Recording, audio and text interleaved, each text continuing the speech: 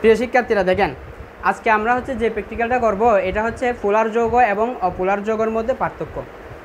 পোলার যৌগ কোনটি বলছিলাম? পানি। এবং অপোলার যৌগ হচ্ছে ভেজিটেবল অয়েল। আমার সামনে এখানে একটি গ্লাসে পানি আছে এবং আরেকটি গ্লাসে ভেজিটেবল অয়েল আছে।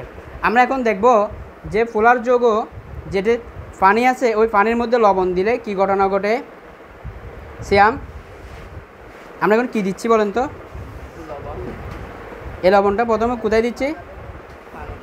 পানিতে দিচ্ছি। হ্যাঁ, পানির মধ্যে লবণ দিলে হচ্ছে এই লবণটা দেখা যাচ্ছে কি হয়ে যাচ্ছে, বিলীন হয়ে যাচ্ছে, দ্রবীভূত হয়ে যাচ্ছে না। কারণ পানি হচ্ছে ভালো মানের একটা দ্রাবক, যে কোনো দ্রবকে সে কী করে ফেলে, দ্রবীভূত করে ফেলতে পারে। বোঝা গেছে? আর দেখা যাচ্ছে এখানে লবণটা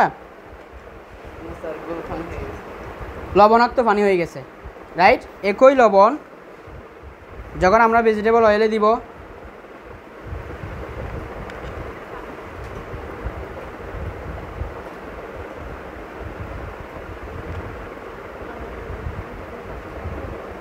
হ্যাঁ দিলাম না, ভেজিটেবল অয়েলে দিচ্ছি।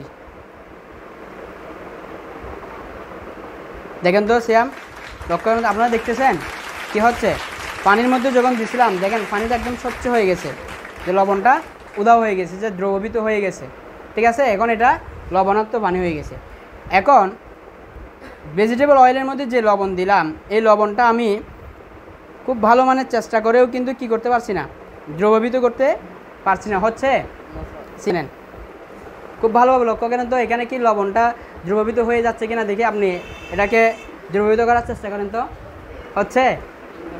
হচ্ছে না। তাহলে এই যে দেখেন এখানে লবণটা দ্রবীভূত হচ্ছে না, কিন্তু পানিতে দ্রবীভূত হয়ে গেছে। এটা কি কারণে হয়েছে বলেন তো? ভেজিটেবল অয়েলটা অপোলার যৌগ, এটা পোলার যৌগ হওয়ার কারণে লবণকে কী করে ফেলছে, দ্রবীভূত করে ফেলছে। আর ভেজিটেবল অয়েলটা অপোলার হওয়ার কারণে লবণকে কী করতে পারে নাই, দ্রবীভূত করতে পারে নাই, যার কারণে